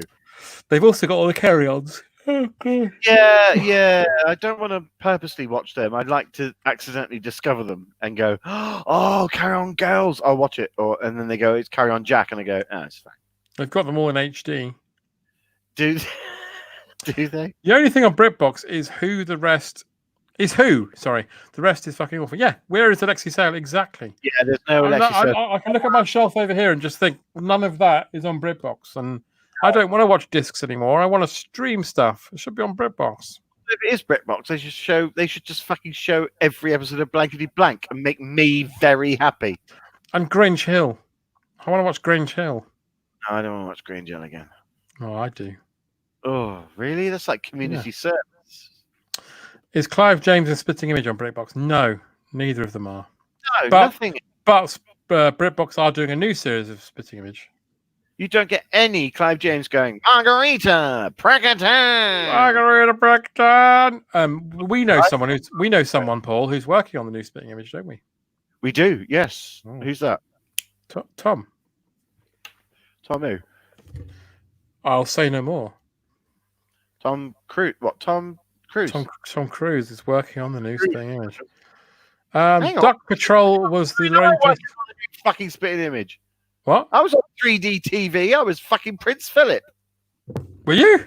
Yeah. You were on 3D TV? Yeah, I was Prince fucking Philip. No, you weren't. Yes, I fucking was.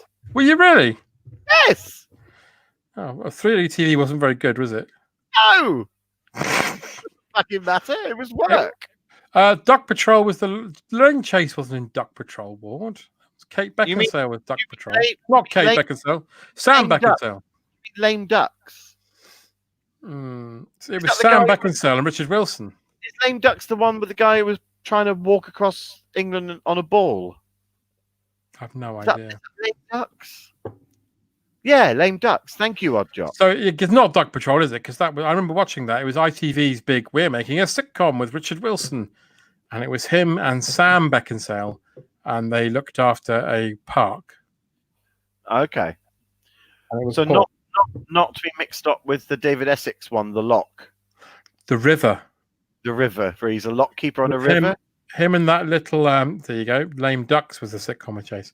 Thank you. The River was David Essex and that Scottish woman who used to be in everything. Yeah, she was married to Mark in EastEnders. Oh, Mark, you got AIDS. Die, Mark. You got the bad AIDS. You're gonna die, Mark. You're so riddled with AIDS. I can only pop a Rivita under the door. That sort of stuff she did. Is that part of the cure? Sorry, well, I have to explain. When I was a student, I worked in a video warehouse, which was I probably told these stories before, which was distributing videos to video shops and army bases and stuff. And one day we got this delivery of Mike Reed live, right? And because we're students and everything, comedy seems ironic at that age, doesn't it? So it's like, wouldn't it be funny if we took home a Mike Reed live video and watched it? And although a lot of it now I probably couldn't watch, at the time I liked it. The one joke about it was the guy who went to a clinic because he wanted to find a cure for AIDS, and they said, you have to go in this room and we'll feed you Rivita. And he said, is that part of the cure? They said, no, it's the only thing that will go under the door. Yeah. That's a really old joke. A really old joke. His whole routine's full of really old jokes. Yeah. I remember years and years and years ago, my best friend from school, Richard, who's called Richard Sutton. Anyway, for whatever reason, he ended up a year behind me. So when I'd finished university, he was still doing his third year. And Morrissey was playing in Colchester at the time. I think it might be the Boner Drag album. Anyway, whatever it was. And Richard, at that point, my best friend, was the editor of the Union paper, whatever rag it was. But he was, and Morrissey agreed to be interviewed by him. Yeah. So my friend Richard goes apeshit. I go apeshit because I'm even now. I know he's an absolute fuckwit, but I adore Smith and early Morrissey. So I found out that he was going to play, but I couldn't make the gig for whatever reason. But I managed to get up there for the interview, which was the next day. So there's my friend Richard, there's Morrissey, and there's me. And we're sat in a room with a cup of tea and some crumpets and all the stuff that we know Morrissey likes. There's the usual, like, loads of questions and Morrissey going, no, yes, oh, I quite like willow trees. And just giving really monosyllabic answers. And at one point, because my friend Richard's recording it on a dictaphone, and I just go, "Oh, fuck this, Morrissey! Can we swap T-shirts?" And he looks at me and he goes, "Ugh, no." And that's my claim to fame of meeting Morrissey. What T-shirt were you wearing? I was wearing. I honestly, I think it might have been. Because I've got a few T-shirts I still own that I used to wear like 30 years ago. Like I've got a Riddler T-shirt and I've got an original Jack Nicholson Batman T-shirt. Came out when the film came out, and I've still got that, and it barely fits. But by God, I'll put it on when I want to. So it might have just been some weirdy whatever. Anyway, Boner Drag better than anything Smith did. Don't at me. Yeah, well, some may say that, and I partially agree with you. There's one Morrissey solo song that I love more than any other. Yeah. Speedway. Oh, Speedway's brilliant. And when they fall, it's got the chainsaw. They call down the hammer. Do you see it in your heart? Yeah, that one. And then all of the bad things keeping me. Yeah, that one. Keeping me grounded. I never said they were completely unfounded. Weirdly, because obviously over the last few years, the man is a right-wing nutcase and has taken several notes. But his last album's got, with me, whenever a Morrissey album comes out, I go, 4 songs any cop, and then I'll like it. And in the new album, 5 songs were good. So I go, oh, okay, that's a good album from Morrissey. Because the last 2 or 3 have been dog shit. I have a Morrissey story that I'm not sure is apocryphal or not. Okay. Someone told me that he was knew someone who was working as a session musician with Morrissey just after he did Dagenham Dave. Okay. Oh, Christ. And the story I was told is that Morrissey came into the studio and someone was singing through a microphone Blankety Blank to the song Dagenham Dave. And apparently Morrissey fired him on the spot. That's the story I heard from someone who knew people who worked on it. I don't know if it's true. Dagenham Dave, oh, Dagenham Dave, Blankety Blank, Blankety Blank. Oh my God. I like to think that's true. Matt, if you do have an original Sherbet T-shirt, it'll be worth millions because I think they're only about 6 million. That would be true. Yeah, he's like Van Morrison, isn't he? He's very cantankerous and grumpy, and works with session musicians, so it's possible.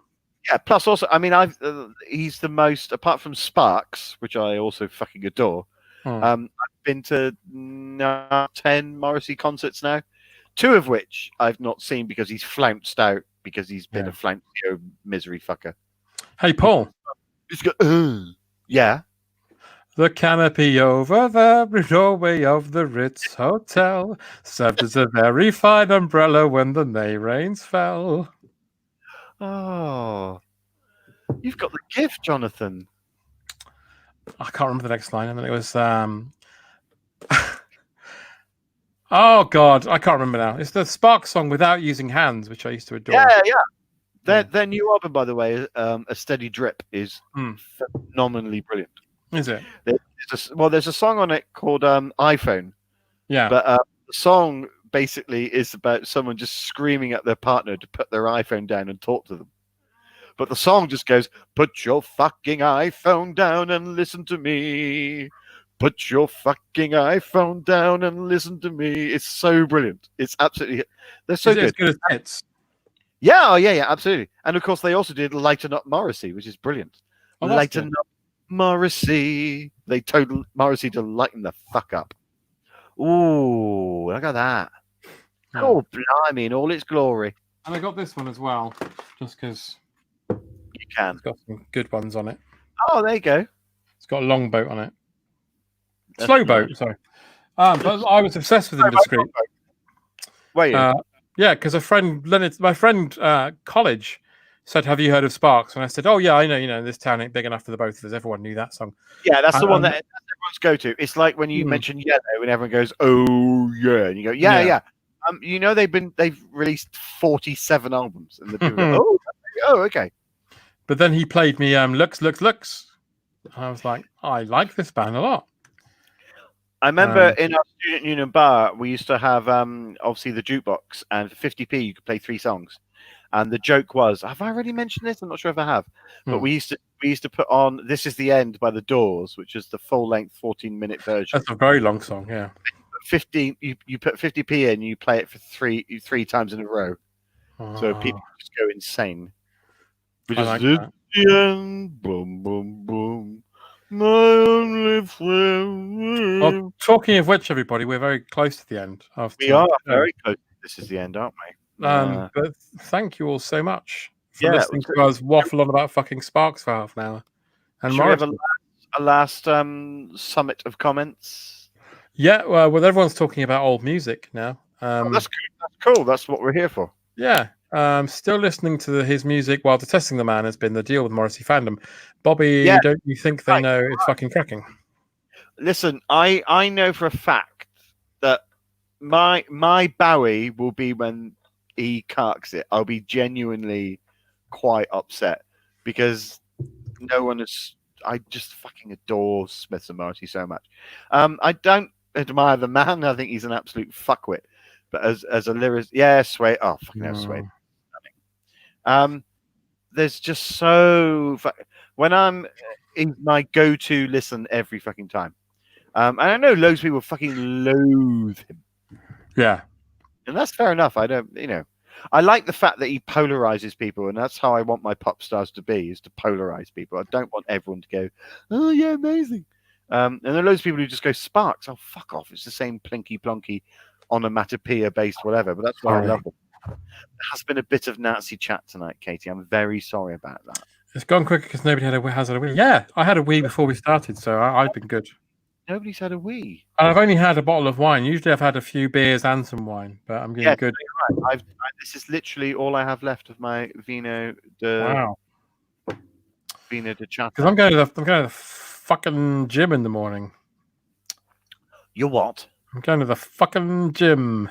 I've never set foot in a gym ever. What's that like? What do you do? I don't know. I mean, I don't know what it's going to be like tomorrow. It's going to be weird tomorrow, isn't it? Are you a maniac on the floor? And John dances like he's never danced before. No. Oh, he's got a knife. No. He's got a gun. What do you do? Yeah, John is noticeably not pissed. I'm not pissed. I'm just a bit happy. Do all that. Yeah, I don't use. No, I do. Well, I don't know. It's going to be weird tomorrow. I don't know what it's going to be like. I only swim. Swimming's the only thing I do, and I haven't done that for 4 months. Yeah. So I don't gym because I don't. But this will be me tomorrow. Ha! It's going to be you tomorrow. I'll be going. Hi. I presume you're the 2 people on the bottom. Yeah, I am. Yeah. That's your instructor. They are my hope and my thoughts for the future. That's your instructor. That's your instructor, Gregor, taking you through your paces. This fella. So, John, we'll make it. So, John, nice and easy. You've not been here for 3 months. We'll do it nice and easy. Mm-hmm. What's your favorite instrument of torture? What do you do? I quite like I like the running machine, but I also like the cross trainer. And what's that? I don't know. I don't know. Like it's you're in this like thing where it's like skiing where you've got these 2 poles and you. Oh, that one. That one. It's good. Is that why you like wanking off giants? Wanking off giants. That's why I like it so much. We are right out of time, everybody. While you can all laugh at the thought of me going to the gymnasium and wanking off giants. I don't like it when John's less drunk than I am. Sorry, everybody. It's only because I thought I've got the gym tomorrow, and also I'm going out tomorrow for drinks, so I probably shouldn't. Going out. Mm. Oh. Mm. Not been to a pub yet. Oh, this is going to be my second visit, so I'm very excited. Good God. My bloody erstwhile partner, Martinka, has been to the pub 3 times, and I've not even been once. Oh. Did you say, oh, you cunt? Oh, you cheeky beggar. Oh, you hooker. Oh, you communist bitch. Is what I should have said, but I didn't because for fear of Being hit. for being smacked around the face and Thank you, neck. John. Thank you, Dwayne. Thank you, everybody. Thank you, Katie. Thanks for playing Blankety Blank. Thank you, everyone. Thank you. Good night, lovely people. Probably do Blankety Blank again, unless people are tiring the fuck out of it. Is anyone tiring of Blankety Blank? Let us know. Well, I'm not, but people might be, and let's listen to our people. And also, I think we could probably squeeze out another Tales. Oh, I think so. I'm enjoying Tales and Thanks, Unexpected. Jock. Thanks, old Jock. Thank you. And next week, I will definitely prove that I'm a psychic. So, there's loads to come. Well, I'd like to think Dwayne speaks for everybody. Yeah, so do I. Yeah. All right, well, let's go. For the love of God, let's go, John. You've got to get all pumped up for tomorrow. I have. Yeah. Thank you very much, everybody. Do you go in Lycra? Only if I need to. Oh, blimey. Only if the toilets are busy. Oh. No, I just wear shorts. Good night, everybody.